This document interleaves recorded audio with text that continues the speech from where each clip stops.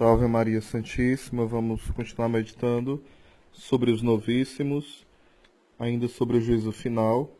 Estudamos o juízo final nas Sagradas Escrituras, agora vamos para as razões de conveniência do juízo final.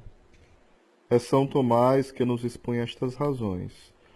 Os homens, depois da morte, vivem na maioria daqueles que ficaram na terra, e são muitas vezes julgados contrariamente à verdade.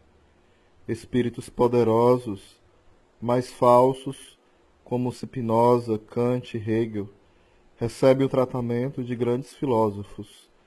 Falsos profetas e heresiarcas como Lutero e Calvino aparecem considerados por muitos como mestres do pensamento religioso, ao passo que se despreza olimpicamente grandes santos e grandes doutores.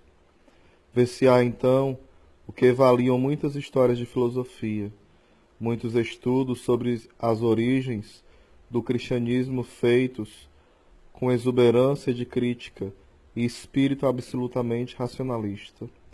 Vê-se-á que as suas constantes variações e contradições provêm de um erro fundamental, a negação do sobrenatural.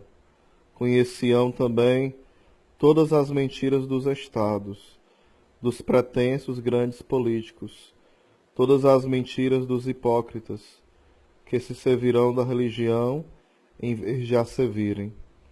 Todas as máscaras cairão. Poder-se-á julgar a história universal da humanidade e da Igreja, vendo os acontecimentos já não apenas sobre a linha horizontal do tempo, que flui entre o passado e o futuro, mas sobre a linha vertical, que liga estes acontecimentos a um único momento da eternidade imóvel. Serão descobertos os segredos dos corações, como anunciava o velho Simeão em Lucas 2, versículo 35. A propósito da primeira vinda do Salvador, vinda que constitui a figura da última, os fariseus, Caifás e Pilatos serão definitivamente julgados, e a verdade livrar-nos-á de todas as mentiras que tanto mal terão feito.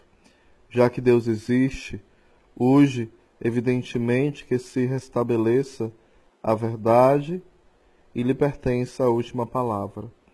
Além disso, abundam os imitadores dos defuntos, quer no bem, quer no mal. O mal é mais fácil de imitar e procura fazer-se passar por bem. Também é preciso que se reconheçam a verdade e a justiça sobre este ponto. Bem-aventurados aqueles que têm fome e sede de justiça, porque serão saciados. Os efeitos das ações dos homens perduram, às vezes muito para além da morte deles. As doutrinas de Ário e de outros heresiarcas perturbaram as inteligências e as almas durante séculos, ao passo que a influência da pregação dos apóstolos exerce-á até o fim do mundo. Tudo isto se há de ver à luz infalível do juízo de Deus, o que só no fim dos tempos poderá ter lugar. O Catecismo do Concílio de Trento diz em resumo: a justiça divina exige que os bons recobrem a sua reputação, muitas vezes atacada pelos malfeitores que triunfavam. Além disso, tanto o corpo como a alma devem receber o castigo ou o prêmio que merecem. O juízo universal deve, portanto, seguir-se a ressurreição geral. Este juízo obrigará também todos os homens a prestar a justiça de Deus e a sua providência, as homenagens que lhes são devidas. É Jesus Cristo que há de proceder a este juízo, porque é ele o Filho do homem, porque se trata de julgar os homens, e porque ele próprio foi julgado injustamente por juízes perversos.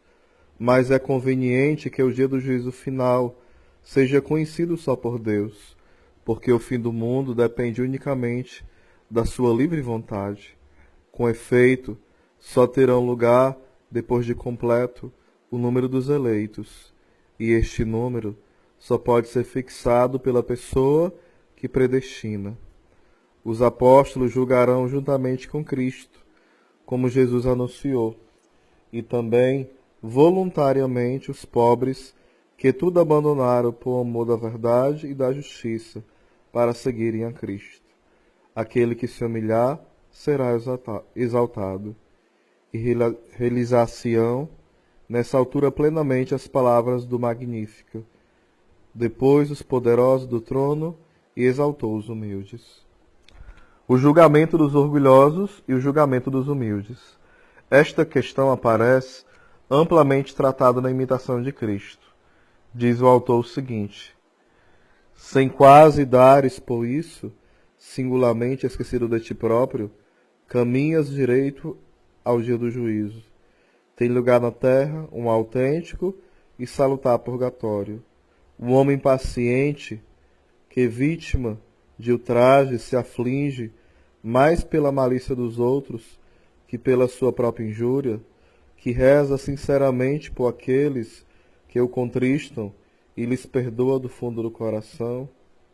Mais vale purificar-nos agora dos pecados e desenraizarmos os vícios do que esperar pela expiação na vida futura. Cada vício terá o seu tormento próprio. O humilde e o pobre mostrarão nesse dia uma grande confiança, ao passo que o espanto envolverá o soberbo por todos os lados. Vê-se-á então que foi prudente neste mundo aquele que por Jesus Cristo não se importou que o considerassem insensato e desprezível. Felizes daqueles que ouviram como Bernadette de Lourdes esta palavra: não te prometo a felicidade nesta vida, mas na outra. Através de uma revelação especial, Bernadette via sim saber que estava predestinada, mas carregaria com muitas cruzes na terra. As cruzes, suportadas com resignação, constituem sinal de predestinação, nos diz São Tomás.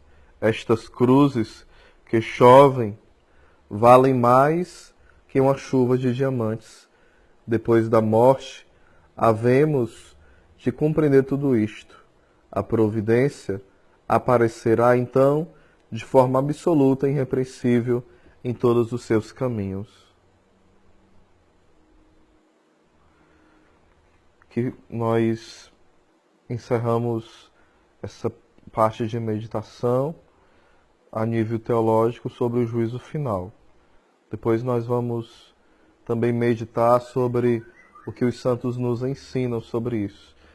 Também um daqueles que foi revelado que ele seria, de fato, já era salvo, no sentido de ser predestinado como Santa Bernadette, a qual falava Garrigou Lagrange, é São Francisco de Assis.